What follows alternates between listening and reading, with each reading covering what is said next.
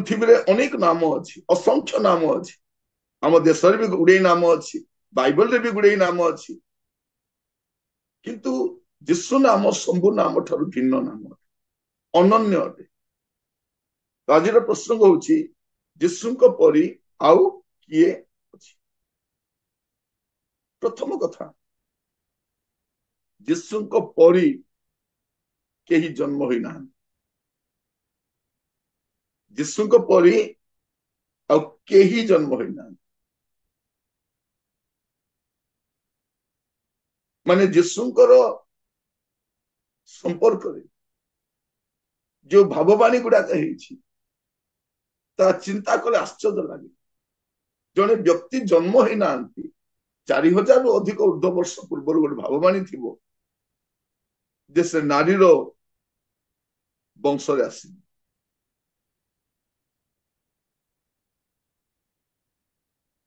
आदि पुस्तक 3 पर्व 15 पद यदि पढ़िबा आदि पुस्तक 3 पर्व 15 पद ଆଉ ଆମ୍ଭେ ତୁମ୍ଭର ଓ ନାରୀର ମଧ୍ୟରେ ପୁଣି ତୁମ୍ଭ ବଂଶ ଓ ତାଙ୍କ ବଂଶ ମଧ୍ୟରେ ବୈରଭାବ ଜନ୍ମାଇବା ସେ ତୁମ୍ଭର ମସ୍ତକକୁ ଆଘାତ କରିବେ ଓ ତୁମ୍ଭେ ତାହାଙ୍କ ଗୋଇଠିକି ଆଘାତ କରିବ। देखंतु केते वर्ष आगरु आदि पुस्तक रे प्रभु जीशु ख्रीष्टंकर जन्मर भाववाणी होची से कोठी जन्म होचंती नूतन नियम दीर्घ वर्षर व्यवधान पर प्रभु जीशु ख्रीष्ट आसुचंती किंतु जहां लेखा जाइछि ता सफल होइछि तांको पर के जन्म होइना आपण देखिबे गणना पुस्तक तार 24 पर्व 17 पद गणना पुस्तक 24 तार 17 ମୁଁ ତାହାଙ୍କୁ ଦେଖୁଅଛି ମାତ୍ର ସେ ବର୍ତ୍ତମାନ ନୁହନ୍ତି ମୁଁ ତାହାଙ୍କର ଦର୍ଶନ ପାଉଅଛି ମାତ୍ର ସେ ନିକଟବର୍ତ୍ତୀ ନୁହନ୍ତି ଯାକୋବ ଠାରୁ ଏକ ତାରା ଉଦିତ ହେବ ଓ ଇସ୍ରାଏଲ ଠାରୁ ଏକ ରାଜଦଣ୍ଡ ଉତ୍ଥିତ ହେବ ତାହା ମୋୟାବର ପାର୍ଶ୍ୱ ଭେଦ କରିବ ଓ କଳହର ସମସ୍ତ ସନ୍ତାନକୁ ଚୂର୍ଣ୍ଣ କରିବ। एटा हम देखुछु जे विलियम कोन कहउछथि मु ताहांको देखुछि मात्र से वर्तमान नुहंती तामान से कहिबा पाई चाहंती से अछंती किते एबे से नाहं से अछंती किते एबे से नाहं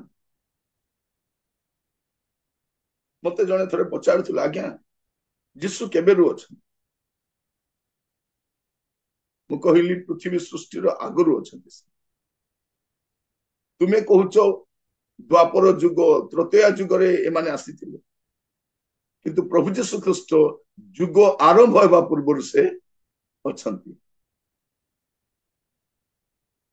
तारीख आरंभ होगा पूर्व वर्ष आरंभ होगा पूर्व से अछंती बाइबल कौन कहूची प्रकाश सॉरी एब्री तार 1 पर्व 2 पद रे ताहांक द्वारा समस्त विश्व सृष्ट है माने से समस्त विषय सृष्टिकर्ता जहन तार 1 पर्व 3 पद पढ़िबे जहन 1 पर्व 3 पद ତାହାଙ୍କ ଦ୍ୱାରା ସମସ୍ତ ସୃଷ୍ଟ ହେଲା ଆଉ ଯେ ସମସ୍ତ ସୃଷ୍ଟ ହୋଇଅଛି ସେଥିମଧ୍ୟରୁ ଗୋଟିଏ ସୁଦ୍ଧା ତାହାଙ୍କ ବିନା ସୃଷ୍ଟ ହୋଇନାହିଁ। लिखा जाଉଛି ତାହାଙ୍କ ଦ୍ୱାରା समस्त विश्व सृष्ट है माने आमे पृथ्वी रे जो अस्तित्व देखुचु जो राजा मानकर जो जुगर आमे देखुचु यार पूर्व से अच्छे आउ से कौन कहते मु ताहांको देखु अछि मात्र से वर्तमान नुहंती मु तांकर दर्शन पाउ अछि मात्र से निकटवर्ती नुहंती माने से कहउछथि मु देखुछि से ना आ से कहउछथि जाकुब ठारू एक तारा उदित हो माने जाकुब वंशरू से आसीबे आ से जन्म हेबा समय तारा देखा जी पंडित ना से कौन कहउछथि आमे माने ताहांको तारा आप देखिए माथु तार 2 अध्याय कौन लिखा एते तारा अच्छी गणी हेबने से तारा मान मध्य ताहांको तारा ଏ ଜ୍ୟୋତିର୍ବିଦ ମାନେ ସେମାନେ କଣ କହୁଛନ୍ତି? ଆମେ ମାନେ ତାହାଙ୍କ ତାରା ଦେଖି ଆସୁଅଛୁ। ଆପଣ ପଢିବେ ମାଥ୍ୟୁ 2 ପର୍ବତର 1-2 ପଦ। ହେରୋଦ ରାଜାଙ୍କ ସମୟରେ ଜିହୁଦା ପ୍ରଦେଶର ବେଥଲିହିମରେ ଯୀଶୁଙ୍କ ଜନ୍ମ ହେବା ପରେ ଦେଖ, ପୂର୍ବ ଦେଶର କେତେକ ପଣ୍ଡିତ ଜେରୁସାଲେମକୁ ଆସି କହିଲେ, ଯିହୁଦୀମାନଙ୍କର ଯେଉଁ ରାଜା ଜନ୍ମଗ୍ରହଣ କରିଅଛନ୍ତି ସେ କେଉଁଠାରେ? କାରଣ ଆମ୍ଭେମାନେ ପୂର୍ବ ଦେଶରେ ତାହାଙ୍କ ତାରା ଦେଖି ତାହାଙ୍କୁ ପ୍ରଣାମ କରିବାକୁ ଆସିଅଛୁ। କଣ କହୁଛନ୍ତି? ଯେ ପଣ୍ଡିତ ମାନେ କହୁଛନ୍ତି ଆମ୍ଭେ ମାନେ ତାହାଙ୍କ ତାରା ଦେଖି ତାହାଙ୍କୁ ପ୍ରଣାମ କରିବାକୁ ଆସି, ପୂର୍ବ ଦେଶରୁ ହଜାର ହଜାର ମାଇଲ ଅତିକ୍ରମ କରି, ଗୁଡେ ସମୟ ଅତିକ୍ରମ କରି ସେମାନେ ବର୍ଷ ବର୍ଷ ଧରିକରି ସେମାନେ ଯାତ୍ରା କରି ଆସି ପହଞ୍ଚିଛନ୍ତି କଣ କରିବା ପାଇଁ? ଯୀଶୁଙ୍କୁ ପ୍ରଣାମ କରିବା ପାଇଁ। ସେ ଜନ୍ମ ହେବା ସମୟରେ ତାରା ଉଦିତ ହବ। ସେ କଣ କହୁଛନ୍ତି ବିଲିୟମ? ମୁଁ ତାଙ୍କୁ ଦେଖୁଛି, ବର୍ତ୍ତମାନ ସେ ନାହାନ୍ତି। ଏଟା କେବଳ କଥା ଖ୍ରୀଷ୍ଟପୂର୍ବ 1450 ବେଳର କଥା। ଏ ଗଣନା ପୁସ୍ତକ ଯୋଉ ଲେଖାଯାଉଛି ଖ୍ରୀଷ୍ଟପୂର୍ବ 1450, ମାନେ ଯୀଶୁଙ୍କର ଜନ୍ମ ହେବାର 1450 ବର୍ଷ ପୂର୍ବରୁ ଜଣେ କହୁଛି ମୁଁ ତାଙ୍କୁ ଦେଖୁଛି, ସେ ଅଛନ୍ତି, କିନ୍ତୁ ବର୍ତ୍ତମାନ ସେ ନାହାନ୍ତି। ସେ ଶରୀର ଧାରଣ କରିନାହାନ୍ତି, କିନ୍ତୁ ସେ ଅଛନ୍ତି। এইটা ଭାବବାଦୀଙ୍କର କଥା। ଆପଣ ଦେଖିବେ କଣ ଲେଖା ଅଛି ଯୋହନ ତାର ପ୍ରଥମ ଅଧ୍ୟାୟରେ,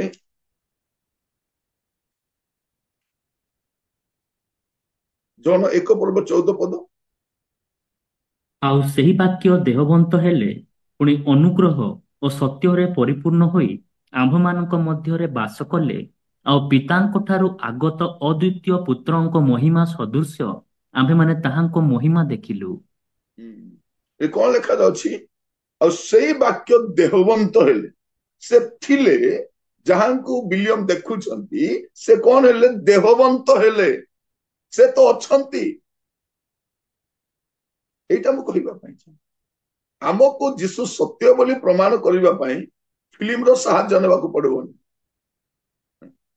ଯୀଶୁ ସତ୍ୟ ବୋଲି ପ୍ରମାଣ କରିବା ପାଇଁ ଆମକୁ ଲୋକକୁ ଗଞ୍ଜେଇ ଖାଇକି ଠେଙ୍ଗା ବାଡି ଧରି ବୁଲେଇବାକୁ ପଡିବନି। ଯୀଶୁ ସତ୍ୟ ଅଟନ୍ତି। ଏମିତି କେତେ ଫିଲ୍ମ ଆସିଲା ଗଲା, ଅନେକ ରାଜା ଆସିଲେ ଗଲେ, ଅନେକ ସାମ୍ରାଜ୍ୟ ଆସିଲା ଗଲା। ଯୀଶୁକୁ ମାରିବା ପାଇଁ ତ ହେରୋଦ ଆରମ୍ଭ କଲେ। ହେରୋଦ ଗଲା, ତାର ବଂଶ ଗଲା, ସବୁ ଗଲେ, ଯୀଶୁ ଅଛନ୍ତି। ମୁଁ କହିବା ପାଇଁ ଚାହେଁ ଯୀଶୁଙ୍କ ପରି ଆଉ କିଏ ଅଛି? ଆମକୁ ଯୀଶୁ ସତ୍ୟ, ଯୀଶୁ ବାସ୍ତବ, ଯୀଶୁ ହିଁ ଈଶ୍ୱର, ଆମକୁ ପ୍ରମାଣ କରିବାର ଆବଶ୍ୟକ ନାହିଁ। କହିଲେ ହେଲା, ଏଟା ପ୍ରମାଣ କରିବା ପାଇଁ ଶାସ୍ତ୍ର ଅଛି। ଆମ ପାଖରେ ଶାସ୍ତ୍ର ଅଛି, ତାଙ୍କ ପାଖରେ ଅସ୍ତ୍ର ଅଛି। ଯାହା ପାଖରେ ଶାସ୍ତ୍ର ନଥିବ ତା ପାଖରେ କଣ କରିବ? ସେ ଅସ୍ତ୍ର ଧରି ବୁଲିବ। କେବେ ଫିଲ୍ମକୁ ଅସ୍ତ୍ର କରିବ, କେବେ ବାଡିକୁ ଅସ୍ତ୍ର କରିବ, କେବେ ଖଣ୍ଡାକୁ ଅସ୍ତ୍ର କରିବ, କେବେ ସରକାରକୁ ଅସ୍ତ୍ର ବନେଇବ। କିନ୍ତୁ ଏଠି ଆବଶ୍ୟକ ପଡୁନାହିଁ। ସେ ଦେହବନ୍ତ ହେଲେ। ଦେଖନ୍ତୁ ଯିଶାଇ ତାର, ଆମେ ଯଦି ଦେଖିବା ଜାଣିପାରିବା ଏଗୁଡାକ ଯୀଶୁଙ୍କ ପରି ଆଉ କିଏ ଅଛି? ମୋର ପ୍ରିୟ ଭାଇ ଭଉଣୀ ମାନେ, ମୁଁ ଆପଣ ମାନଙ୍କୁ କହିବା ପାଇଁ ଚାହେଁ, ସେଇଥିପାଇଁ ଆମେ ଯୀଶୁଙ୍କୁ ମାନୁ। ଯିଶାଇ ତାର 7:14 ପଦ। ଏହେତୁ ପ୍ରଭୁ ଆପେ ତୁମ୍ଭମାନଙ୍କୁ ଏକ ଚିହ୍ନ ଦେବେ, ଦେଖ, ଏକ କନ୍ୟା ଗର୍ଭବତୀ ହୋଇ ଏକ ପୁତ୍ର ପ୍ରସବ କରିବ ଓ ତାହାର ନାମ ଇମାନୁଏଲ, ଆମ୍ଭମାନଙ୍କ ସହିତ ପରମେଶ୍ୱର ରଖିବ। ଦେଖନ୍ତୁ ଏଠି କଣ ଲେଖାଯାଉଛି? ପ୍ରଭୁ ଯୀଶୁ ଏବେ ପର୍ଯ୍ୟନ୍ତ ଜନ୍ମ ହୋଇନାହାନ୍ତି। ଲେଖାଯାଉଛି ପ୍ରଭୁ ଆପେ ତୁମମାନଙ୍କୁ ଏକ ଚିହ୍ନ ଦେବେ, ଏକ କନ୍ୟା ଗର୍ଭବତୀ ହୋଇ ପୁତ୍ର ପ୍ରସବ କରିବ, ଆଉ ତାହାଙ୍କ ନାମ ଇମାନୁଏଲ। ନାମ ବି କୁହାଯାଉଛି, ଗୋଟେ କନ୍ୟା ଗର୍ଭବତୀ ପୁତ୍ର। ଏଟା ଲେଖାଯାଉଛି। ଯୀଶୁ କାହାଣୀ ନୁହନ୍ତି, ଯୀଶୁ ଇତିହାସ ଅଟନ୍ତି। ଯୀଶୁ କାଳ୍ପନିକ ନୁହନ୍ତି, ଯୀଶୁ ପୌରାଣିକ ନୁହନ୍ତି, ଇତିହାସ ଅଟନ୍ତି। ଯଦି ଯୀଶୁ ଇତିହାସ ନୁହନ୍ତି ତାହେଲେ ଏଡିବିସି କାଢିଦିଅ, ଖ୍ରୀଷ୍ଟପୂର୍ବ ଆଉ ଖ୍ରୀଷ୍ଟାବ୍ଦକୁ ଇତିହାସ ବହିରୁ କାଢିଦିଅ, ତାପରେ ଜଣା ପଡିବ ଯୀଶୁ କିଏ।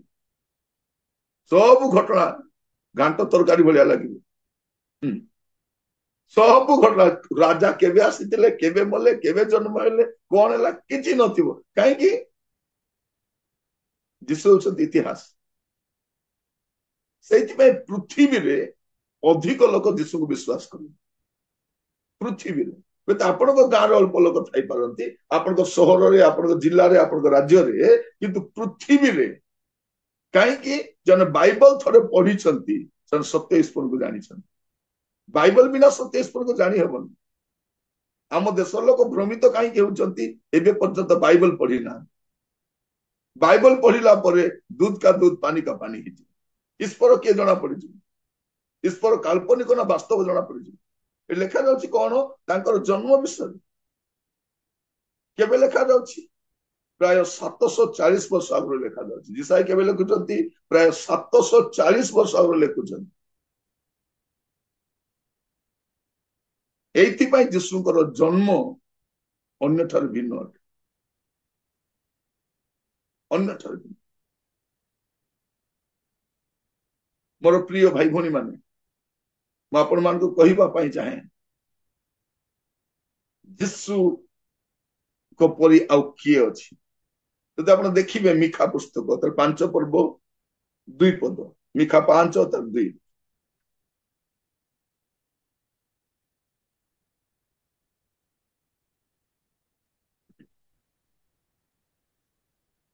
ମାତ୍ର ହେ ବେଥଲିମ ଉଫ୍ରାତା, ଜିହୁଦାର ସହସ୍ର ଗଣର ମଧ୍ୟରେ କ୍ଷୁଦ୍ର ଯେ ତୁମ୍ଭେ, ତୁମ୍ଭ ମଧ୍ୟରୁ ଇସ୍ରାଏଲର ଶାସନକର୍ତ୍ତା ହେବା ନିମନ୍ତେ ଆମ୍ଭ ଉଦ୍ଦେଶ୍ୟରେ ଏକ ବ୍ୟକ୍ତି ଉତ୍ପନ୍ନ ହେବେ। ପୁରାତନ କାଳରୁ, ଅନାଦି କାଳରୁ ତାହାଙ୍କର ଉତ୍ପତ୍ତି। କଣ ଲେଖାଯାଉଛି? ଯୀଶୁଙ୍କର ଜନ୍ମ ବିଷୟରେ ଲେଖାଯାଉଛି କୋଉ ସ୍ଥାନରେ ଜନ୍ମ ହେବେ। ମାନେ ଯୀଶୁଙ୍କର ଜନ୍ମର 550 ବର୍ଷ ପୂର୍ବରୁ, 550 ବର୍ଷ, 520 ରୁ 550 ବର୍ଷ ଭିତରେ ଲେଖାଯାଉଛି କଣ? ସେ କୋଉ ଜାଗାରେ ଜନ୍ମ ହେବେ। ସେ କୋଉ ଜାଗାରେ ଜନ୍ମ ହେବେ ଲେଖାଯାଉଛି ବେଥଲିହେମରେ ଜନ୍ମ ହେବେ। ଜିହୁଦାର ଅନେକ ଗ୍ରାମ ଅଛି, ନଗର ଅଛି, ତା ଭିତରେ ଛୋଟ ବେଥଲିହେମରେ ଜନ୍ମ ହେବେ। ଅନାଦି କାଳରୁ ସେ ଅଛନ୍ତି। କେବେ ଅଛନ୍ତି? ଅନାଦି କାଳରୁ, ଯେତେବେଳେ କାଳ ଜନ୍ମ ହେଇନି, ଅନାଦି। ତେଣୁ ଆମେ ଗାଇବା ସମୟରେ ଗାଉଛୁ, ଅନାଦି ଈଶ୍ୱର, ଈଶ୍ୱର ଅନାଦି ଈଶ୍ୱର, ଏବର ନୁହେଁ। ଆଜିକାଲି ମୁଁ ଦେଖି ଆଶ୍ଚର୍ଯ୍ୟ ହଉଛି, ଲୋକମାନେ ଈଶ୍ୱର ସତ୍ୟ ବୋଲି କମ୍ପ୍ୟୁଟରରେ ବନେଇ ଥାଉଛନ୍ତି। ଏଟାକୁ ମୁଁ କହୁଛି ଡିଜିଟାଲ ଗଡ ବୋଲି। କି ଗଡ? ଡିଜିଟାଲ ଗଡ। ସେମାନେ ଆକାଶ ଉଡୁଛନ୍ତି, ଲୋକକୁ ମାରୁଛନ୍ତି, ଲୋକକୁ ଉଦ୍ଧାର କରୁଛନ୍ତି। ଏସବୁ କଣ ଚାଲିଛି? ଡିଜିଟାଲ। ଯୀଶୁ ଡିଜିଟାଲ ନୁହଁ। ଯୀଶୁ ବାସ୍ତବ ସତ୍ୟ ଆଉ ଖ୍ରୀଷ୍ଟିଆନିଟିକୁ ବଞ୍ଚାଇବା ପାଇଁ ସିନେମାର ସାହାଯ୍ୟ ଦରକାର ନାହିଁ। ବାଇବଲ ନିଜେ ଯଥେଷ୍ଟ ଅଟେ। ବାଇବଲ ନିଜେ ଯଥେଷ୍ଟ ଅଟେ। ମୁଁ ପ୍ରତ୍ୟେକଙ୍କୁ କହିବା ପାଇଁ ଚାହେଁ, ଯୀଶୁକୁ ଗ୍ରହଣ କରିବା ପୂର୍ବରୁ ବା ଯୀଶୁକୁ ଉପେକ୍ଷା କରିବା ପୂର୍ବରୁ ବାଇବଲ ଥରେ ପଢିବା ଦରକାର। ତେବେ ସେ ବାସ୍ତବରେ ଆଣିବ। ଏମାନେ ତ ବାଇବଲ ପଢିବାକୁ ଦଉନାହାନ୍ତି। ବାଇବଲ ପଢିଲେ କାରଣ ବୋକା ବନାଇ ହବନି। ଯୋଉ ଲୋକ ଥରେ ବାଇବଲ ପଢିଦବ, ତାକୁ ଆଉ ବୋକା ବନେଇ ହବନି। ତା ସବୁ ଗଲେ ବି ସେ ଯୀଶୁଙ୍କୁ ଛାଡିବନି। ଗାଁ ଯିବ, ଘର ଯିବ, ଜୀବନ ଯିବ, ସବୁ ଗଲେ ବି ଯୀଶୁଙ୍କୁ ଛାଡିବନି। ଯୀଶୁଙ୍କ ପରି ଆଉ କିଏ ଅଛି? ତାଙ୍କ ପରି କେହି ଜନ୍ମ ହେଇନାହାନ୍ତି। ଲୁକ ତାର 1 ପର୍ବ 35 ପଦଟି ପଢିବେ। ଲୁକ 1 ତାର 35। ଦୂତ ତାଙ୍କୁ ଉତ୍ତର ଦେଲେ, ପବିତ୍ର ଆତ୍ମା ତୁମ୍ଭ ଉପରେ ଅବତରଣ କରିବେ ଓ ପରାତ୍ପରଙ୍କ ଶକ୍ତି ତୁମ୍ଭକୁ ଆବୋରିବ। ଏଣୁ ଯେ ଜାତ ହେବେ ସେ ପବିତ୍ର ଓ ଈଶ୍ୱରଙ୍କ ପୁତ୍ର ବୋଲି ଖ୍ୟାତ ହେବେ। ଯୀଶୁଙ୍କର ଜନ୍ମ କିପରି ହେବ? ପବିତ୍ର ଆତ୍ମା ତୁମ ଉପରେ ଅବତରଣ କରିବେ ଓ ପରାତ୍ମାଙ୍କ ଶକ୍ତି ତୁମକୁ ଆବରିବ। ଏଣୁ ଯେ ଜାତ ହେବେ ସେ ପବିତ୍ର ଓ ଈଶ୍ୱରଙ୍କ ପୁତ୍ର ବୋଲି ଖ୍ୟାତ ହେବେ। କାହାର ପୁତ୍ର? ସେ ରାଜକୁମାର ନୁହନ୍ତି, ଈଶ୍ୱରଙ୍କ ପୁତ୍ର। ଆଉ ଈଶ୍ୱରଙ୍କ ପୁତ୍ର କିଏ? ଯେ ଜଗତର ସୃଷ୍ଟିକର୍ତ୍ତା, ଯାହାଙ୍କ ଦ୍ଵାରା ସମସ୍ତ ବିଶ୍ୱ ସୃଷ୍ଟି ହେଲା। ଏବେ ପୃଥିବୀରେ ଆମେ ଯେତେ ରାଜା ମହାରାଜା ସାମ୍ରାଜ୍ୟ ଦେଖୁଛୁ, ଏସବୁ ସୃଷ୍ଟି ପରେ ହେଲା। ସୃଷ୍ଟି ପୂର୍ବରୁ ସେ ଅଛନ୍ତି। ଆଉ ସେ କାହିଁକି ଆସିଲେ? ଲୁକ ତାର 2 ପର୍ବ 10-11 ଲେଖାଯାଉଛି। ଲୁକ 2:10-11। ସେଥିରେ ଦୂତ ସେମାନଙ୍କୁ କହିଲେ, ଭୟ କର ନାହିଁ। ଦେଖ, ମୁଁ ସମସ୍ତ ଲୋକଙ୍କର ଅତ୍ୟନ୍ତ ଆନନ୍ଦଜନକ ସୁସମାଚାର ତୁମ୍ଭମାନଙ୍କୁ ଜଣାଉଅଛି। କାରଣ ଆଜି ଦାଉଦଙ୍କ ନଗରରେ ତୁମ୍ଭମାନଙ୍କ ନିମନ୍ତେ ତ୍ରାଣକର୍ତ୍ତା ଜନ୍ମଗ୍ରହଣ କରିଅଛନ୍ତି, ସେ ଖ୍ରୀଷ୍ଟ ପ୍ରଭୁ। ହଁ, ପ୍ରଭୁ ଯୀଶୁ ଖ୍ରୀଷ୍ଟ ଯେ ଜନ୍ମଗ୍ରହଣ କଲେ ସେ କିଏ? ସେ ତ୍ରାଣକର୍ତ୍ତା ଅଛନ୍ତି। ତ୍ରାଣକର୍ତ୍ତା। ଏବେ ଆମର ଦେଶର ଲୋକମାନେ ପ୍ରମାଣ କରିବା ପାଇଁ ପଡୁଛି, ନାଇଁ ଏଇଠି ମୁକ୍ତି ଅଛି, ସେଇଠି ମୁକ୍ତି ଅଛି, ସେଇଠି ମୁକ୍ତି ଅଛି। ଯୀଶୁଙ୍କ ଜନ୍ମ ସମୟରେ ଘୋଷଣା କରାଯାଉଛି ଯେ ଇଏ ତ୍ରାଣକର୍ତ୍ତା ଅଟନ୍ତି। ଯେ ଜାତ ହେବେ ସେ କିଏ ଅଟନ୍ତି? ତ୍ରାଣକର୍ତ୍ତା। ତ୍ରାଣକର୍ତ୍ତା ଜନ୍ମଗ୍ରହଣ କରିଛନ୍ତି, ସେ ଖ୍ରୀଷ୍ଟ ପ୍ରଭୁ। ସେ ଖ୍ରୀଷ୍ଟ ପ୍ରଭୁ ନାମ ବି ଲେଖା ହେଇଯାଇଛି। ଆଉ ଆମକୁ ପଜଲ ଗେମ୍ ଭଳିଆ ଖୋଜି ବୁଲିବା ପାଇଁ ପଡିବନି। କିଏ ହେଇଥିବେ ତ୍ରାଣକର୍ତ୍ତା? ଇଏ ନା ସିଏ କିଏ ମୋ? ସିଏ ହେଇଥିବେ। ଆମକୁ କିଛି ନାହିଁ, କ୍ଲିୟରଲି ଲେଖା ହେଇଛି, ଯେମିତି ଆମେ ଦରାଣ୍ଡି ନ ହଉ। ସ୍ପଷ୍ଟ ଭାବରେ ଲୋକ ଇତିହାସ ଲେଖୁଛନ୍ତି, ଲୋକ ବାସ୍ତବ ଲେଖୁଛନ୍ତି। ତାଙ୍କର କୌଣସି କାଳ୍ପନିକ ବିଷୟ ପାଇଁ ସ୍ଥାନ ନାହିଁ। ସିଏ ଲେଖୁଛନ୍ତି ଯୀଶୁ କିଏ? ତ୍ରାଣକର୍ତ୍ତା। ମାନେ ଯୀଶୁଙ୍କ ପରି ଆଉ କିଏ ଅଛି? କାରଣ ତାଙ୍କ ପରି କେହି ଜନ୍ମ ହୋଇନା। ଆଉ ଦ୍ୱିତୀୟ ବିଷୟ, ଯୀଶୁଙ୍କ ପରି କିଏ ଅଛି? ତାଙ୍କ ପରି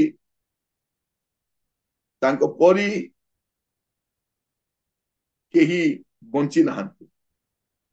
ତାଙ୍କ ପରି କେହି ବଞ୍ଚି ନାହାନ୍ତି। ଆପଣ ଦେଖିବେ ଜନ 8 ପର୍ବ ତାର 46 ପଦ। ଜନ 8 ପର୍ବ ତାର 46 ପଦ। ମୋ ଠାରେ ପାପ ଅଛି ବୋଲି ତୁମ୍ଭମାନଙ୍କ ମଧ୍ୟରୁ କିଏ ପ୍ରମାଣ ଦେଉଅଛି? ମୁଁ ଯେବେ ସତ୍ୟ କହେ, ତେବେ ତୁମ୍ଭେମାନେ କାହିଁକି ମୋତେ ବିଶ୍ୱାସ କରୁନାହଁ? ହଁ, ଏଠି ଆମେ କଣ ଦେଖୁଛୁ? ଦେଖନ୍ତୁ, ଲେଖାଯାଉଛି ମୋ ଠାରେ ପାପ ଅଛି ବୋଲି ତୁମମାନଙ୍କ ମଧ୍ୟରୁ କିଏ ପ୍ରମାଣ ଦବ?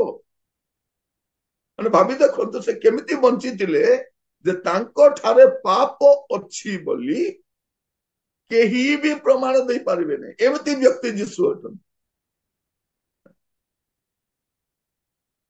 ମୋ ଠାରେ ପାପ ଅଛି ବୋଲି ତୁମମାନଙ୍କ ମଧ୍ୟରୁ କିଏ ପ୍ରମାଣ ଦିଅ?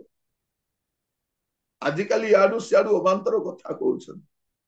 ଜଣେ ଲୋକ ଯଦି ସୂର୍ଯ୍ୟକୁ ମୁହଁ କରି ଛେପ ପକେଇବ, ତାର ଛେପ କୋଉଠି ପଡିବ? ଅନ୍ୟ କାହା ମୁହଁରେ ପଡିବ ନାହିଁ, ତାର ନିଜ ମୁହଁରେ ପଡିବ। ପ୍ରଭୁ ଯୀଶୁ ଖ୍ରୀଷ୍ଟ ତ ଧାର୍ମିକତାର ସୂର୍ଯ୍ୟ ଅଟନ୍ତି। ସେ କଣ କହୁଛନ୍ତି? ମୋ ଠାରେ ପାପ ଅଛି ବୋଲି ତୁମମାନଙ୍କ ମଧ୍ୟରୁ କିଏ ପ୍ରମାଣ ଦେବ?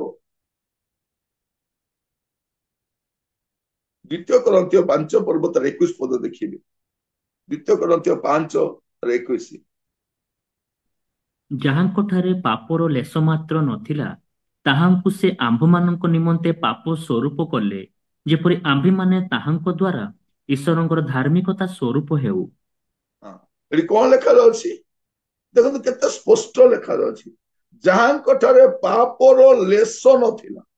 କଣ ଲେଖାଯାଉଛି? ଯାହାଙ୍କ ଠାରେ ପାପର ଲେଶ ନଥିଲା।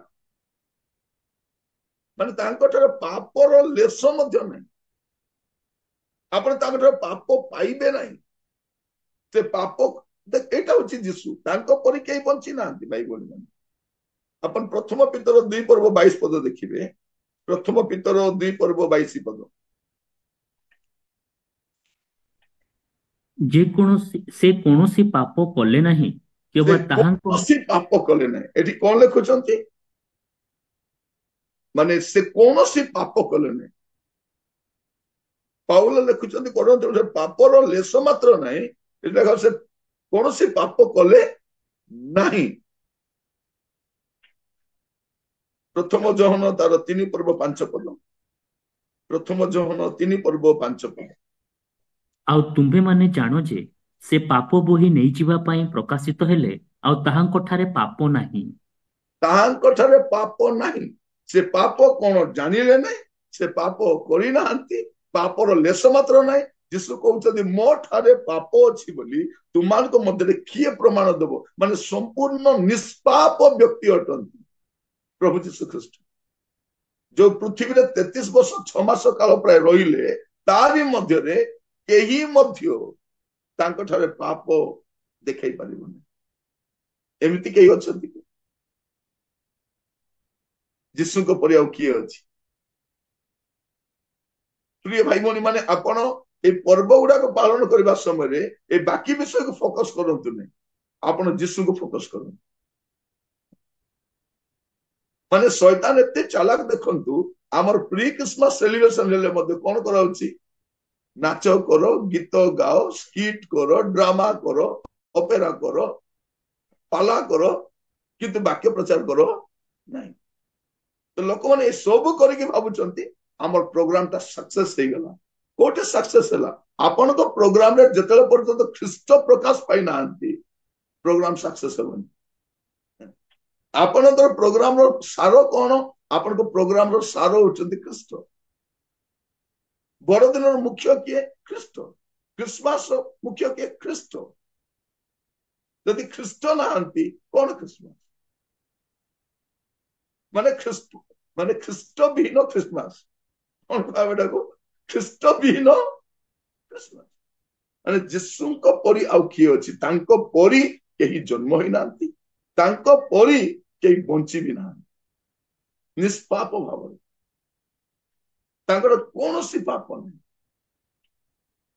ଇଂଲିଶରେ ହଉଛି ୱିଦାଉଟ ବ୍ଲେମିଶ। ୱିଦାଉଟ ବ୍ଲେମିଶ। ଯେତେବେଳେ ମିଶ୍ରରୁ ବାହାରିଲେ, ଯୋଉ ମେଷ ଶାବକୁ ବଳି କରାଗଲା, ତାଠାରୁ କୌଣସି ଖୁଣ ନଥିଲା, କୌଣସି ଖୁଣ ନାହିଁ। ଏମିତି ବ୍ୟକ୍ତି ପ୍ରଭୁ ଯୀଶୁ ଖ୍ରୀଷ୍ଟ ଅଟନ୍ତି। ଆଉ ତୃତୀୟ ବିଷୟ, ଯୀଶୁଙ୍କ ପରି କିଏ ଶିକ୍ଷା ଦେଇଛି?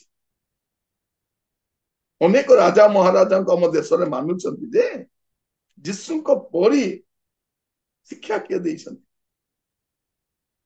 ଲୁକ ତାର 4 ପର୍ବ 22 ପଦ। ଲୁକ 4 ପର୍ବ 22 ପଦ।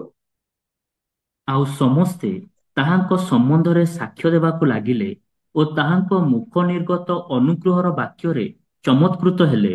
ପୁଣି ସେମାନେ କହିବାକୁ ଲାଗିଲେ, ଏ କଣ ଯୋସେଫର ପୁତ୍ର ନୁହେଁ? ତେଣୁ କଣ ହେଲେ? ତାଙ୍କର ମୁଖ ନିର୍ଗତ ଅନୁଗ୍ରହ ବାକ୍ୟରେ ଚମତ୍କୃତ ହେଲେ। ଆଉ ଗୋଟେ ଯାହା ଲେଖାରେ ଅଛି କଣ? ତାହାଙ୍କର ଶିକ୍ଷା ଅଧିକାର ଯୁକ୍ତ ଶିକ୍ଷା ପରି ଥିଲା। ଶାସ୍ତ୍ରୀ ଫାରୁସୀ ମାନଙ୍କ ଶିକ୍ଷା ପରି ନଥିଲା। ତାଙ୍କ ଶିକ୍ଷାର ଗୋଟେ ଅଧିକାର ଥିଲା। ତାଙ୍କ ମୁଖର ବାକ୍ୟରେ ଲୋକମାନେ ଚମତ୍କୃତ ହେଇଯାଉଛନ୍ତି। ଚମତ୍କୃତ। ମୋର ପ୍ରିୟ ଭାଇ ଭଉଣୀ ମାନେ, ତାଙ୍କ ମୁଖରୁ ନିର୍ଗତ ଅନୁଗ୍ରହର ବାକ୍ୟ ଲେଖାଯାଉଛି, ସେ ଉଚ୍ଚ ସ୍ୱର କରିବେ ନାହିଁ, ସେ ରାଜଦଣ୍ଡରେ ସେ ଚିତ୍କାର କରିବେ ନାହିଁ। ତାଙ୍କ ସ୍ୱର ବହୁତ କ୍ଷୀଣ ଅଟେ, ବହୁତ ଶାନ୍ତ ଅଟେ। ଆଉ ତାଙ୍କର ପରୀକ୍ଷା ଶିକ୍ଷା ଦେଇନାହାନ୍ତି।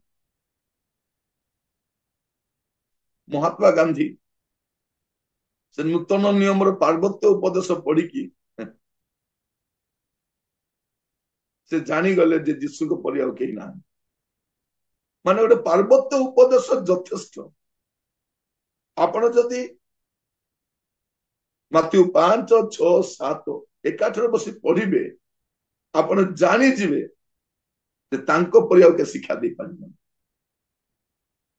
ତାଙ୍କ ଶିକ୍ଷା ଅଧିକାର ଯୁକ୍ତ ଶିକ୍ଷା ପରି ଥିଲା। ତାଙ୍କ ଶିକ୍ଷା ଶୁଣି ଲୋକମାନେ ଆଚମ୍ବିତ ହେଇଯାଉଥିଲେ। ତାଙ୍କ ମୁଖରୁ ଯୋଉ ଅନୁଗ୍ରହର ବାକ୍ୟ ବାହାର କରୁଥିଲା, ମାନେ ତାଙ୍କ ପରି କେହି ଶିକ୍ଷା ବି ଦେଇନାହାନ୍ତି। ଆଉ ଚତୁର୍ଥରେ, ତାଙ୍କ ପରି କେହି ଆଶ୍ଚର୍ଯ୍ୟ କର୍ମ ବି କରିନାହାନ୍ତି। ଇତିହାସରେ ଆପଣ ଦେଖିବେ, ତାଙ୍କ ପରି ଆଶ୍ଚର୍ଯ୍ୟ କର୍ମ କେହି କରିନାହାନ୍ତି।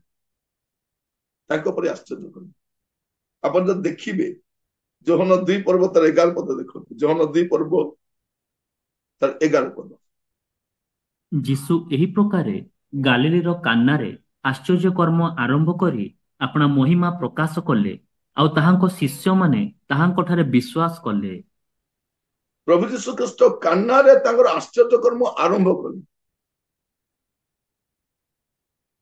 ତାପରେ ସେ ଆଶ୍ଚର୍ଯ୍ୟ କର୍ମ କରି କରି ଗଲେ। ପାଞ୍ଚ ରୋଟି 2 ମାଛରେ 5,000 ପୁରୁଷ ସ୍ତ୍ରୀ ପିଲାମାନେ ଖାଇବାକୁ ଦେଲେ। ପ୍ରଭୁ ଯୀଶୁ ଜଳ ଉପରେ ଚାଲିକି ଯାଉଛନ୍ତି। ପ୍ରଭୁ ଯୀଶୁ ପବନକୁ ଶାନ୍ତ କରୁଛନ୍ତି, ଝଡକୁ ଶାନ୍ତ କରୁଛନ୍ତି। ଆମ ଦେଶର ଲୋକ ପବନକୁ ପୂଜା କରୁଛନ୍ତି, କିନ୍ତୁ ପବନକୁ କିଏ ସୃଷ୍ଟି କରିଛନ୍ତି? ପ୍ରଭୁ ଯୀଶୁ ସୃଷ୍ଟି କରିଛନ୍ତି। ଶିଷ୍ୟମାନେ ଆଚମ୍ବିତ ହଉଛନ୍ତି, ଇଏ ତେବେ କିଏ? ସେ ସମୁଦ୍ର ଆଉ ଝଡ ବି ପବନ ବି ତାଙ୍କ କଥା ମାନୁଛି। ଆଶ୍ଚର୍ଯ୍ୟକର ମଧ୍ୟ ଦେଖନ୍ତୁ, ଯୀଶୁଙ୍କର ଲୁଗା ଛୁଇଁକି 12 ବର୍ଷର ରୋଗୀ ସୁସ୍ଥ ହେଇଯାଉଛି। ଯୀଶୁ ଯାଇ କହୁଛନ୍ତି ଉଠ, ଖଟିଆ ଘିନି ଚାଲ। 38 ବର୍ଷର ରୋଗଗ୍ରସ୍ତ ଲୋକ ଉଠିକି ଚାଲୁଛି। ମାନେ ଭାବି ଦେଖନ୍ତୁ, ମରି ଯାଇଥିବା 4 ଦିନର ମଢା ଯାହାକୁ ସମାଧି ଦିଆ ଯାଇ ସାରିଛି, ତାକୁ ପ୍ରଭୁ ଯୀଶୁ ଉଠାଉଛନ୍ତି। ଅନ୍ଧକୁ ଦୃଷ୍ଟି ଦଉଛନ୍ତି। ମାନେ ଆଶ୍ଚର୍ଯ୍ୟ। ମାନେ ପ୍ରଭୁ ଯୀଶୁ ଖ୍ରୀଷ୍ଟଙ୍କର ଯଦି ଦେଖିବେ, ତାଙ୍କର ଅଧିକାର କାହା ଉପରେ ଥିଲା? ପ୍ରକୃତି ଉପରେ ଥିଲା, ମନ୍ଦ ଆତ୍ମା ଗୁଡିକ ଉପରେ ଥିଲା, ମୃତ୍ୟୁ ଉପରେ ବି ଥିଲା। ମାନେ ତାଙ୍କ ପରି ଆଶ୍ଚର୍ଯ୍ୟ କର୍ମ କେହି କରିନାହାନ୍ତି। ତେଣୁ ଯୀଶୁଙ୍କ ପରି ଆଉ କିଏ ଅଛି? ଯଦି କେହି ଆପଣଙ୍କୁ ପଚାରିବ ଆପଣ ଯୀଶୁକୁ କାହିଁକି ବିଶ୍ୱାସ କରନ୍ତି, କହିବାର ଅଛି ଆପଣ। ବଡଦିନ ହଉଛି କହିବାର ମାସ। ଯଦି ସ୍ୱର୍ଗର ଦୂତ ମାନେ ଆସି କହୁଛନ୍ତି, ଆପଣ ଆପଣଙ୍କ ପଡୋଶୀ କାହିଁ କହିପାରିବେନି? ସ୍ୱର୍ଗର ଦୂତ ମାନେ ଆସୁଛନ୍ତି, ଆପଣଙ୍କ ପାଖରେ ମୋବାଇଲ ଫୋନ ଦିଆହେଇଛି, ଆପଣ କାହିଁ କହିପାରିବେନି? ଯଦି ଏଇ ସିଜନରେ ଆପଣ କୌଣସି ଭଲ ମେସେଜ ଶୁଣିଲେ ସେୟାର କରନ୍ତୁ, ଭଲ କୋଟେସନ ପାଇଲେ ସେୟାର କରନ୍ତୁ, ଭଲ ବାକ୍ୟ ପାଇଲେ ସେୟାର କରନ୍ତୁ, ଅନ୍ୟକୁ ପଠାନ୍ତୁ। ଆପଣ ବି ଗୋଟେ ଦୂତ ହୁଅନ୍ତୁ ଅନ୍ୟ ପାଇଁ। ଅନ୍ୟ ଦୂତ ମାନେ ଅନ୍ୟର ଉଦ୍ଧାର କାରଣ ହୁଅନ୍ତୁ, ଅନ୍ୟକୁ ସୁସମାଚାର କହିବାର ମାଧ୍ୟମ ହୁଅନ୍ତୁ। ଘରେ ବସିକି କେକ୍ କେମିତି ବନାଯାଏ, ଘର କେମିତି ସଜାଯାଏ, ଏଇଗୁଡାକ ଖୋଜି ମୋବାଇଲରେ ବସି ଦେଖନ୍ତୁ ନା।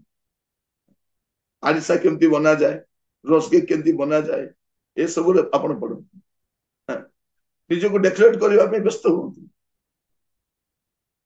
ଭାଇ ଭଉଣୀ ମାନେ ଏବେ ଦେଖୁଛୁ, ଆମେ ଚର୍ଚ୍ଚ ସଜାଉଛୁ, ଲିଚୁମାଳ କରୁଛୁ, ଏସବୁ କରୁଛୁ। ମୁଁ ଅନେକ ଜାଗାରେ ଦେଖୁଛି ମଣ୍ଡଳୀର ଗୁଡେଇ ପଇସା ବିଶ୍ୱାସୀଙ୍କ ଠାରୁ ମଧ୍ୟ ଆଦାୟ କରିକି ସେ ରାସ୍ତାକୁ ସଜାଉଛନ୍ତି। ରାସ୍ତା ଏଟା ଦଶହରାରେ କରନ୍ତୁ ସେମାନେ, ଏମାନେ ସେମାନଙ୍କ ପର୍ବପର୍ବାଣିରେ କରନ୍ତୁ, ଆପଣଙ୍କୁ କଣ ଆବଶ୍ୟକ ପଡିଛି? ଏଇ ପଇସାରେ ଆପଣ ଗରିବ ମାନଙ୍କ ପାଇଁ ଶାଢୀ କିଣି ପାରିବେ, ଖାଦ୍ୟ କିଣି ପାରିବେ, ଲୁଗା କିଣି ପାରିବେ, ତାଙ୍କୁ ସାହାଯ୍ୟ କରିପାରିବେ। ଏ ଲିଚୁମାଳ କରି ସେ ଦୋକାନୀକୁ ଆଶୀର୍ବାଦ କରୁଛନ୍ତି।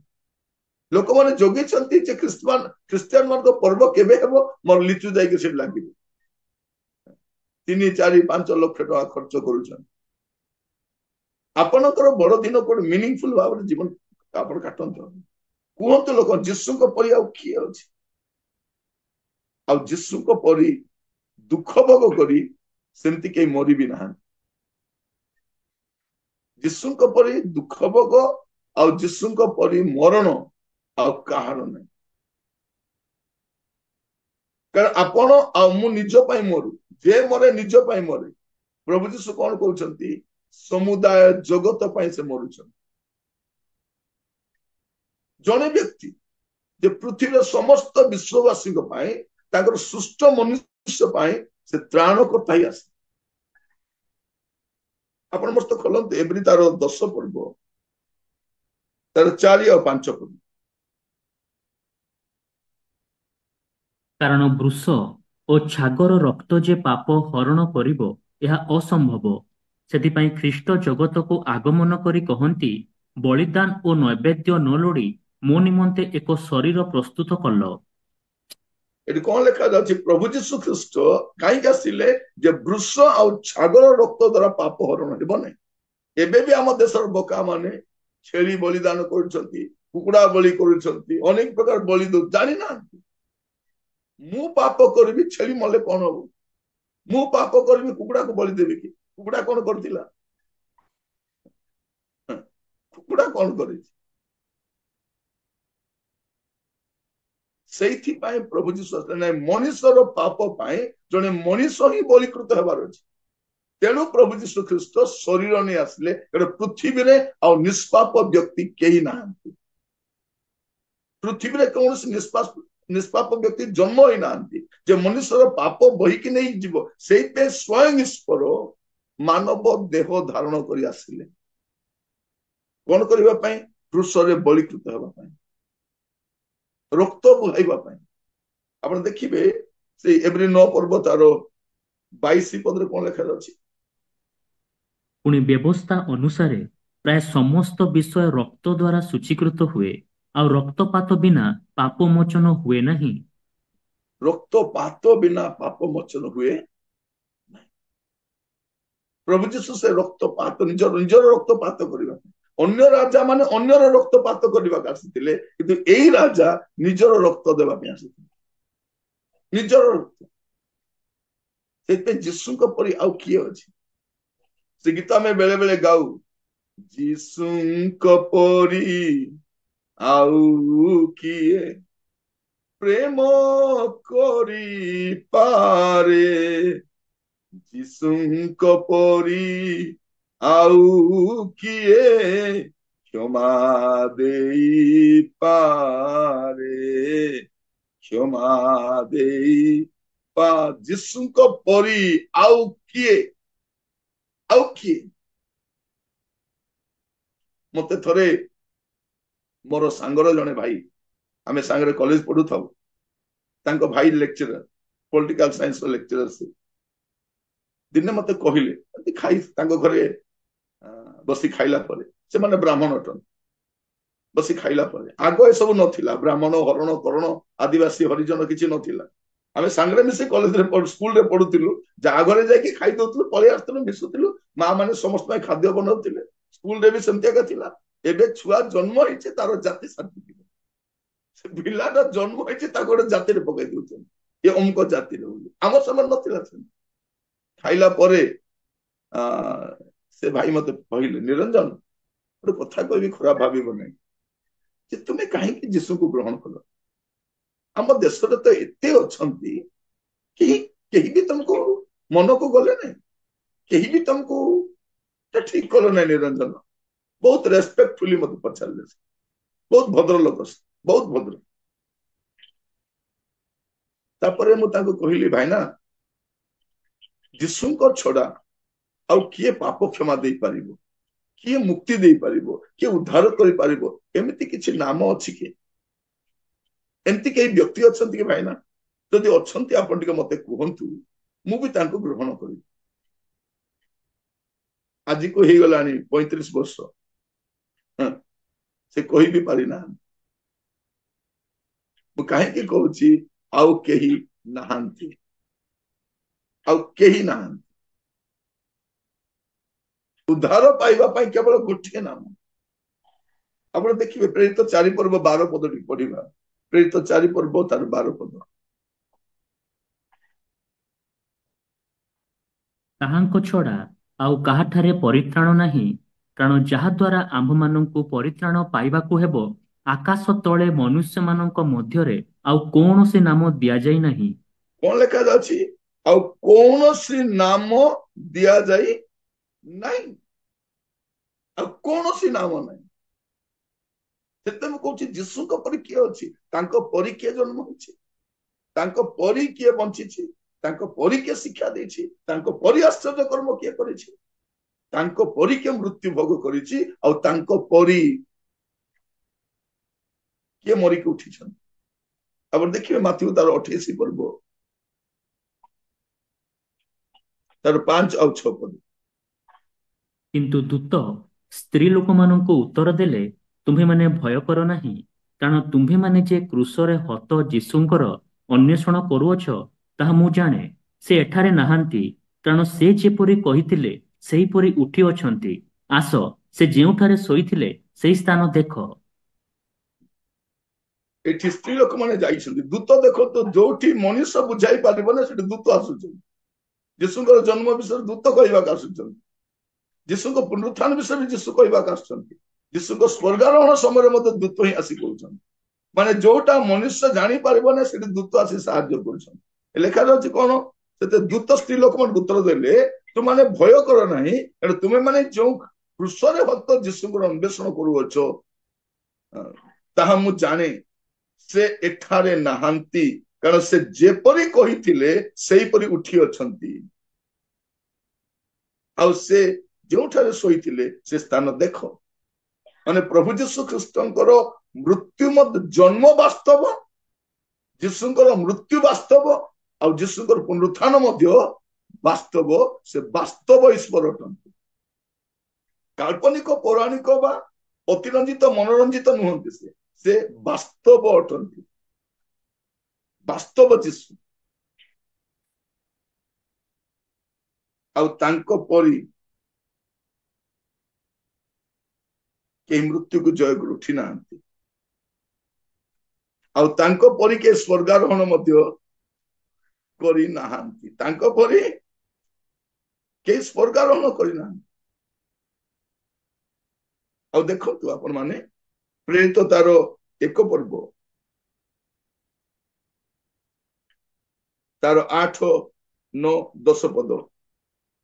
କିନ୍ତୁ ପବିତ୍ର ଆତ୍ମା ତୁମ୍ଭମାନଙ୍କ ଉପରେ ଅବତୀର୍ଣ୍ଣ ହୁଅନ୍ତେ ତୁମ୍ଭେମାନେ ଶକ୍ତି ପ୍ରାପ୍ତ ହେବ, ଆଉ ଜେରୁସାଲେମ ସମସ୍ତ ଜିହୁଦା ପ୍ରଦେଶ ଓ ସମୀରଣ ପୁଣି ପୃଥିବୀର ପ୍ରାନ୍ତ ପର୍ଯ୍ୟନ୍ତ ସୁଦ୍ଧା ମୋହର ସାକ୍ଷୀ ହେବ।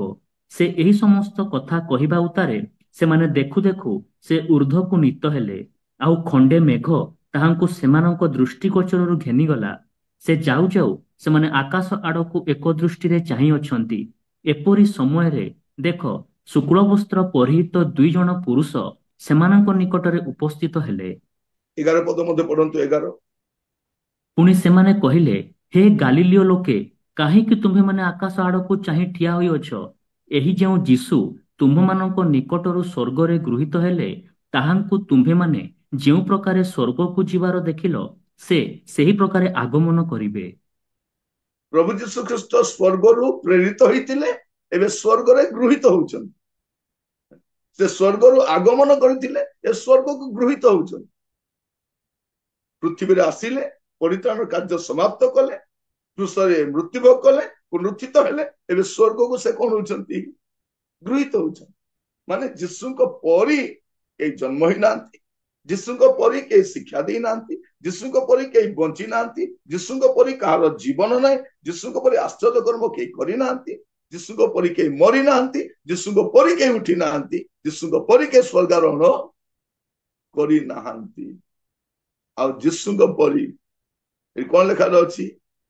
ସେ ଯୋଉ ପ୍ରକାର ସ୍ୱର୍ଗକୁ ଯିବାର ଦେଖିଲ ସେଇ ପ୍ରକାର ଆଗମନ କରିବେ। ବାଇବଲ କେମିତି ସମାପ୍ତ ହଉଛି?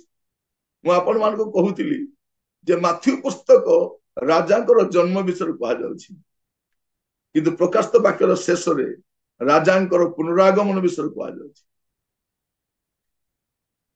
ମାଥ୍ୟୁ ପୁସ୍ତକ ଯୀଶୁଙ୍କ ମାନେ ରାଜାଙ୍କର ଜନ୍ମ ବିଷୟ କୁହେ, କିନ୍ତୁ ପ୍ରକାଶିତ ବାକ୍ୟ ରାଜାଙ୍କର ରାଜତ୍ୱ ବିଷୟରେ କୁହେ। ସେ କେମିତି ରାଜତ୍ୱ କରନ୍ତି ଆଉ ତାଙ୍କର ଆଗମନ ବିଷୟ କୁହାଯାଉଛି। ବାଇବଲର ଶେଷ କେମିତି ହଉଛି, ମାନେ ନୂତନ ନିୟମର ଆରମ୍ଭ ତାଙ୍କର ଜନ୍ମରୁ ଲେଖାଯାଉଛି, କିନ୍ତୁ ପ୍ରକାଶିତ ବାକ୍ୟ 22 ପର୍ବ 20 ପଦ ପଢିବେ ଯେ ଏହି ସମସ୍ତ ବିଷୟରେ ସାକ୍ଷ୍ୟ ଦେଉଅଛନ୍ତି, ସେ କହନ୍ତି, ସତ୍ୟ, ଆମ୍ଭେ ଶୀଘ୍ର ଆସୁଅଛୁ। ଆମେନ୍। ହେ ପ୍ରଭୁ ଯୀଶୁ, ଆସନ୍ତୁ। କଣ ଲେଖାଯାଉଛି? ସତ୍ୟ, ଆମ୍ଭେ ଶୀଘ୍ର ଆସୁଅଛୁ। ପ୍ରଭୁ ଯୀଶୁ ଖ୍ରୀଷ୍ଟଙ୍କର ପ୍ରଥମ ଆଗମନର ଘୋଷଣା ଭାବବାଦୀ ମାନେ କଲେ, ଦୂତ ମାନେ କଲେ, କିନ୍ତୁ ତାଙ୍କର ଦ୍ୱିତୀୟ ଆଗମନର ଘୋଷଣା ସେ ନିଜେ କରୁଛନ୍ତି। ସତ୍ୟ, ଆମ୍ଭେ ଶୀଘ୍ର ଆସୁଅଛୁ। ଆଉ କାହା ମୁଖରେ କୁହାଯାଏ, ସେ ନିଜେ କହୁଛନ୍ତି ସତ୍ୟ, ଆମ୍ଭେ ଶୀଘ୍ର ଆସୁଅଛୁ। ଯୀଶୁଙ୍କ ପରି ଆଉ କିଏ ଅଛି? ଏଇଟା ମୁଁ କହିବା ପାଇଁ ଚାହେଁ। ଅତୁଳନୀୟ ଯୀଶୁ, ଅବର୍ଣ୍ଣନୀୟ ଯୀଶୁ, ଯାହାଙ୍କୁ କାହା ସହିତ ଆପଣ ତୁଳନା କରିପାରିବେ ନାହିଁ, ଯୀଶୁଙ୍କ ପରି ଆଉ କିଏ ଅଛି? ପ୍ରଭୁଙ୍କ ନାମର ସ୍ତୁତି ହଉ, ପ୍ରଭୁଙ୍କ ନାମର ଗୌରବ ହଉ। ଏଇ ବଡଦିନ ସମୟରେ ଆପଣ ପାଳନ କରିବା ସମୟରେ ଏଇ ବାକ୍ୟ ଗୁଡିକ ଦ୍ୱାରା ଆପଣ ଆନନ୍ଦିତ ହୁଅନ୍ତୁ। ଗୀତ ଜାଣିଛନ୍ତି, ଗାଆନ୍ତୁ। କାରଣ ଖ୍ରୀଷ୍ଟମାସ ଗୀତ ଅନ୍ୟ ସମୟରେ ଗାଇପାରିବେ ନାହିଁ, ଗାଇପାରିବେ କି? गाइले भी कहबे कौन ए गीत एबे गाउछु कारण आमे सीजन रे दुख भोग समय पूरा दुख भोग गीत गाउ लेंथ पीरियड मुंह को पूरा लंबा कर लेंथ माने कोन मुंह को लंबा कर देकरी गाउछु बस एटलिस्ट एबे गाई पारिबे सुनो रे सुनो महा प्रेम कहानी मनरु ताहा केबे भाभी देखंतु एई गीत ग्राहम स्टेन को पसंद गीत थिला ग्राहम स्टेन को पसंद गीत गोटे ऑस्ट्रेलिया रो लोकर पसंद गीत एटा ओडिया लोकर पसंद एबे जाय आमे भाबछ नै सानो पिला मान को गीत एटा सानो पिला मान को गीत नै द सुसमाचार गीत मु प्रभु को धन्यवाद देवा पई चाहे सामुएल पात्र आज्ञा को पई तांको परी क्रिश्चियन गीत लेखिबा लोक मु एबे पर्यंत मो समय मु देखि नै एते आत्मिक एते भद्र एते सुंदर लोक एते सुंदर स्वभाव लोक आपण जदि सामुएल पात्र आज्ञा सहित के कथा ही जिवे केबे आपण भाबिबे मु का सहित कथली एते माने वर्ड गुडा को एते सुंदर एते मिष्ट भाषी तांकर मुख बाहरी थिबा गीत तांक से लिखिथिबा गीत सुनो रे सुनो महा प्रेम कहानी आपण के बोलु थांत एटा सुनिबा दरकार लोक माने सेठी पूरा पूरा सुसमाचार अछि मु कहउतली ग्राहम स्टेन को प्रिय गीत थिले तण तांको समाधि देवा समय रे ग्लाडिस स्टेन गोटे कथा कहले नाही ए गीत से समय गांतु रे तांकर प्रिय गीत थिला मोर मने अछि दुईटा गीत सुनो रे सुनो महाप्रेम कहानी एटा ओडिया रे बोला हितला आ इंग्रजी रे गोटे गीत बोला हितला because he lives I can face tomorrow प्रिय मन मु कहिबा पई चाहे गीत गुडा को गाइब तो एमती लेखिब तो एमती मु प्रभु को धन्यवाद दउछि आज प्रभु आमान को सुजोग देले जिसु को परी आउ किए अछि एई विषय गुडा को मु आपन को बाइबल रे कहिली कोन से बाहर आनी के कहिली प्रार्थना करंतु प्रभु एई सीजन रे आपन को बंचिबा पे रीजन दियंतु जे पर आपन भलो भाव रे प्रभु को पे साक्ष्य जीवन काटि पारि आसंत प्रार्थना करिबा अनुग्रहकारी पिता परमेश्वर आपन को धन्यवाद दोछि आपण मान को प्रभु वाक्य द्वारा कथा आइछन जिसु को परी आ किए अछि इतिहास को अंडाली देखिबा समय रे पृष्ठा पर पृष्ठा देखिबा परे समय जुग को अनेला परे प्रभु अनेक असंख्य नाम भितरे गोटे नाम आपण दैछथि जिसु नाम जिसु को परी आ केही नाहन तांको समतुल्य केही नाहंती तांको समकक्ष केही नाहंती प्रभु ए प्रकार एक व्यक्ति जे जगत रो सृष्टि करता से आम पाई जगत रे त्राण करता ही आसीले मु धन्यवाद दी प्रभु धरा पृष्ठ रे सत्य ईश्वर जे जगत को सृष्टि कले जे आद्यरु अछंती जे अनादि ईश्वर से जगत रे मानव देह धारण करे आसीबा वास्तव रे बड़ दिन अटे पिता मु धन्यवाद दउछि ए सत्यता गुडी को शास्त्र द्वारा आमान को आपण जणैथिबो प्रभु ए सीजन रे प्रभु हमर बंचिबार गोटे रीजन हो प्रभु हमर आनंद रो गोटे रीजन हो प्रभु अन्य मान को जणैबा अन्य मान को कहिबा विभिन्न माध्यम रे जणैबा प्रभु हमर राज्य रो देश रो लोक प्रभु संघर्ष करूछंती लाठी द्वारा हिंसा द्वारा गुणा द्वारा सिनेमा द्वारा प्रभु ताकर धर्म को बंचैबा प्रभु सेमान को मध्य बंचिबा पे सहायता करो जानिबा पे सहायता करो जे सत्य ईश्वर किए वास्तव ईश्वर किए के उद्धार करि पारंती काहे कि जने मनुष्य से को जाति को भाषा रो हो ना काहे जीसु को ग्रहण करिबा दरकार से जानंतु प्रभु समस्त को चक्षु आपण खोली दियंतु प्रभु सेमान को भ्रम धारणा को प्रभु आपण दूर करंतु प्रभु और वास्तव सत्यता जानिबा पे सहायता करंतु प्रभु आपण को दास भाव मु प्रार्थना करे प्रभु एई थरर बड़ दिन हम पे अनन्य हो प्रभु आमे जतरे सेलिब्रेट करबु हम लोक मान जेबरे जणै पारिबु प्रभु जे आपण को पुत्र ख्रीष्ट ही त्राण करता प्रभु आमे कोनोसी धर्म प्रचार करूना आमे परित्राण को प्रचार करूछु उद्धार को प्रचार करूछु मुक्ति को प्रचार करूछु यहा जे हमें जणै परिबु प्रभु सहायता प्रभु सुसमाचार निजे एते गौरवयुक्त अटे प्रभु ताको अतिरंजित करिवार आवश्यक नै